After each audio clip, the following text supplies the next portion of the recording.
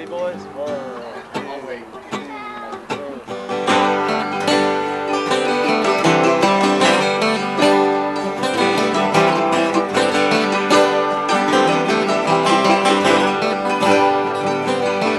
Well, follow me down to the river, follow me down to the shore. Take my hand and you'll understand. I feel like there's two streams that flow into what's Red Dirt music. One is Bob Wills with his let's have fun, let's party, let's forget about our troubles, let's dance, let's throw down. And the second is Woody Guthrie and his, well, here's what's going on, social consciousness. Woody Guthrie, he can say things in 10 words and 3 chords that some people would take a lifetime to say. Bob Wills and Woody Guthrie are the two rivers that flow into what's Red Dirt music. You can dance at the Revolution. What is the definition of Red Dirt music? Okie rock and roll, plain and simple. Well, Jimmy LaFave, our friend Jimmy, was one of the first guys that coined it. Actually, Steve Ripley had a band called Moses that came out of Stillwater in the late 60s. And they released an album, and they released it on Red Dirt Records. Well, I'm not sure that it's a sound so much as it is a fellowship and a attitude. I mean, that group of friends are people that play rock and roll, straightforward rock and roll, country, folk, singer-songwriter, bluegrass. It's all over the map. It's really hard to define, and I think that's good. It's inspired by, spirituality, the landscape, the lack of things to do. It's like a family. All these people, this mass of people, of which there's great musicians all over Oklahoma and now Texas, that make up this Red Dirt thing. Red Dirt Rangers were one of the first of those acts.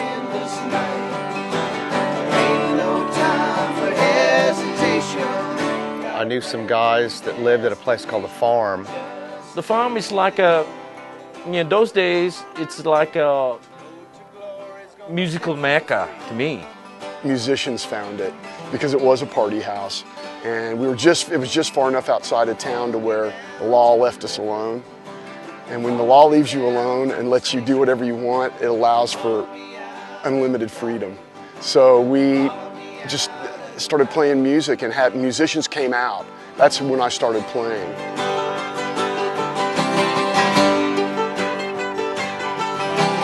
I had a mandolin, and he was such a great music fan, but he didn't know how to play anything. So I said, well, I've got a mandolin, let me show you how to play it. Here's a few chords.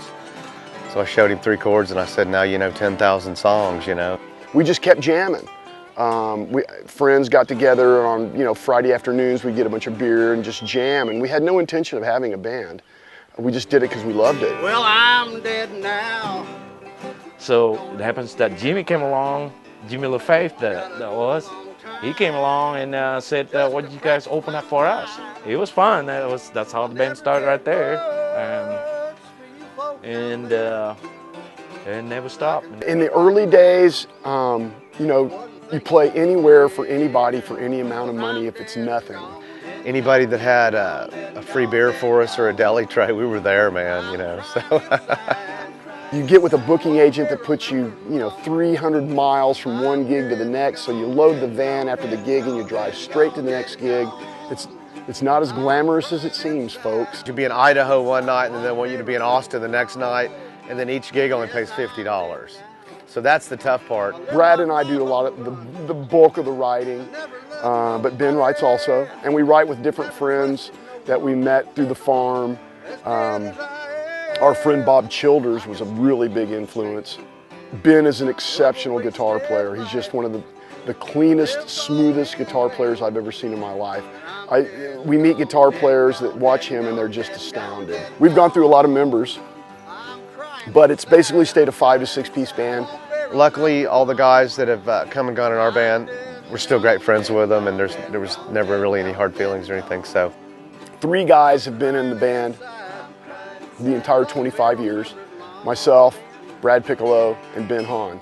And we've had side guys that have played with us for many, many years. Randy Crouch has played with us for over 10 years. Our bass player Don Morris has been with us about 10 years. So we've been able to keep good side guys. I'm dead and gone, dead and gone, dead and gone, dead and gone, dead and gone. A quick story on the crash. We call it the crash. I was living in Bristol at the time, and got home, and my boy had been home. He was in high school, and he was home that day, and he said, "Dad, you get a lot of phone calls today." He said something about the Red Dirt Rangers having a crash. I don't know how we heard it first, but immediately it was on the news. One Sunday, if I remember right, and we were glued to the news, and then to the hospitals we went, and We were playing a party in Cushing, a birthday party for a friend of ours. One of the guests there arrived in a helicopter. He said, "If you guys want to take a joyride in the helicopter before you play, jump in and do it." So we said, "Yeah, that sounds great." So we started to get in. I started to get in the front seat, and John and Ben got in the back seat.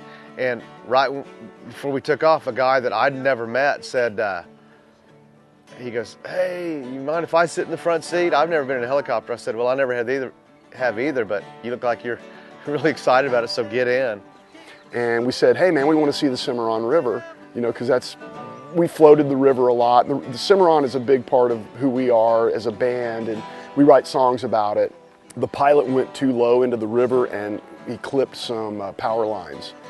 The guy that I traded seats with died, and so did the pilot on impact, and the only thing I remember was the ripples of the water, looking down, and I blacked out.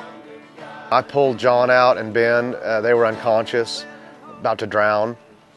They bumped their heads together, and Ben was strapped in still, and the water was rising up. When I finally came to, I realized here we are upside down in the river. And it was funny because I looked at Brad and we just said, "Hey man, we got to get the hell out of here."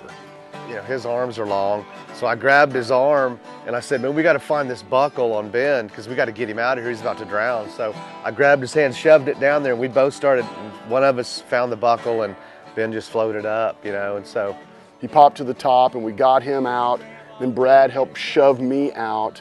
I had a broken pelvis and a bunch of other injuries, and I was able to pull myself out, and then he climbed out, and we just clung to the wreckage until they finally found us. I was standing there on the side of the helicopter door, holding on to the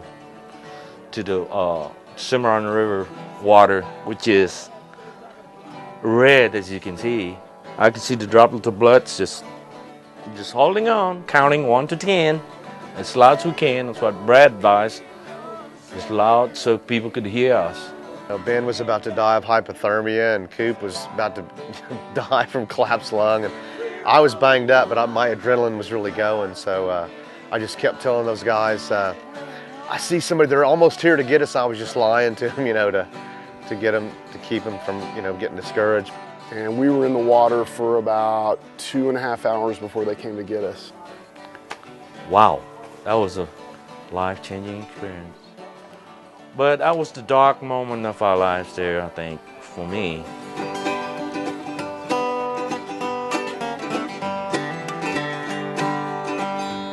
Well, presidents in the White House. Oh, man, the thing I really love about Oklahoma is the fact that it's so new and the history is still being written. When people ask me why I stay in Oklahoma, it would be like asking a fish, why does he stay in water? If I left, I'd probably die. We're in the middle of the country. We're in almost the dead center. And so we get all the different aspects of music, painting, dance. We get all the different influences of art come through here. Another thing I think is crucial about the scene and why I love living in Oklahoma so much is the Native American experience. I mean, we all have Native friends, even though we're, quote, white. I mean, I'm part Cherokee. So, I mean, if you're from here more than 3 or 4 generations, you're part Indian. It's just the way it is. Talk about America as the melting pot, but this is this place where things came together. So Oklahoma has that rich Indian culture that goes back. I asked in Tahlequah one time, how far back does this fire go? Because they have this fire that says been burning. And the guy sincerely said, well, it goes back to the beginning of time. So here they brought that fire with them to Oklahoma. It's the same fire. It never went out. And it's going on. There's all these black townships in Oklahoma. And you have this rich mixture of cultures that happen in Oklahoma that do not happen anyplace else. And just like the weather here in Oklahoma, you know, you have tornadoes. I think we have this rich musical heritage that is bound up in culture.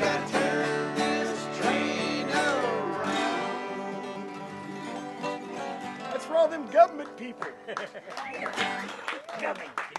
Government. Hey, this is a song about this place right here. It's called Lone Chimney Time. You ready, boys? 1, 2.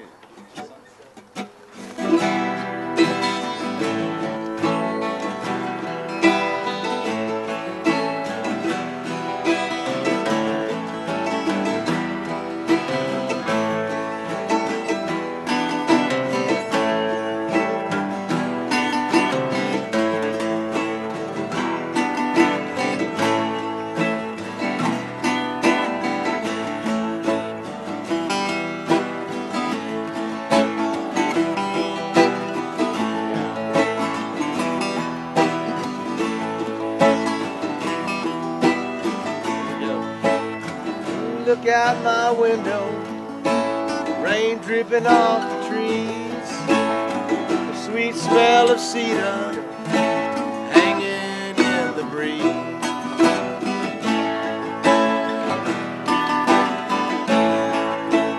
Drink that sweet persimmon wine. Here's a little homemade distilled persimmon wine for you guys. Here's to it. Oh, yeah. But here for Oh, you. okay. There's for some for you right there. Go ahead. Drink that sweet persimmon wine whiskey. There we go. Thanks for coming out, guys. As easy as you please. Cottonwoods and willows, mushrooms in the trees. Life at Lone Chimney, as easy as you please.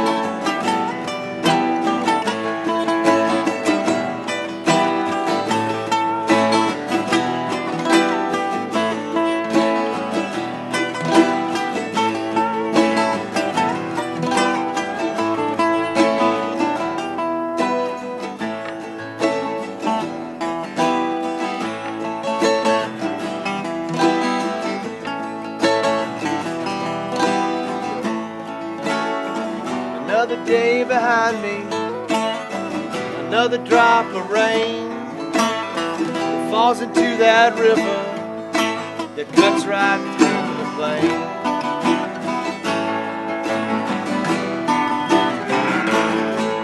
Let me roll like that river, let me run to the sea, let me carve out a canyon where the prairie used to be. Cottonwoods and willows, catfish in the creek. Life at Lone Chimney, as easy as you please. Cottonwoods and willows, and mushrooms in the trees. Life at Lone Chimney, as easy as you please.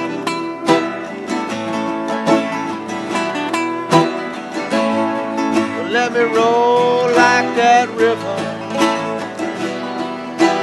easy as you please, yeah. I wanna roll like that river, ripe tomatoes on the vine. Let me roll like that river, drink that sweet persimmon wine. I wanna roll, roll, roll, roll, roll, roll.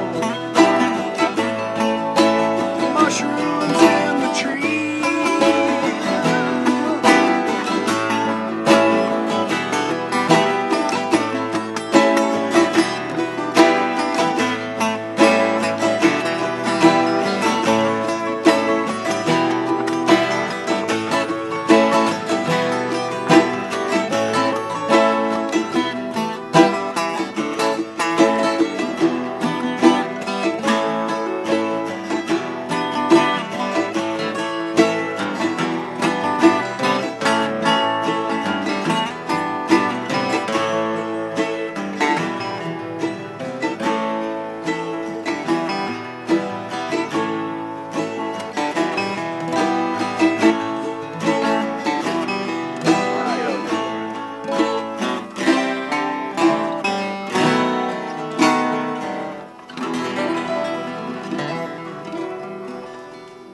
Chimney Time. You are here. Thank you, everybody.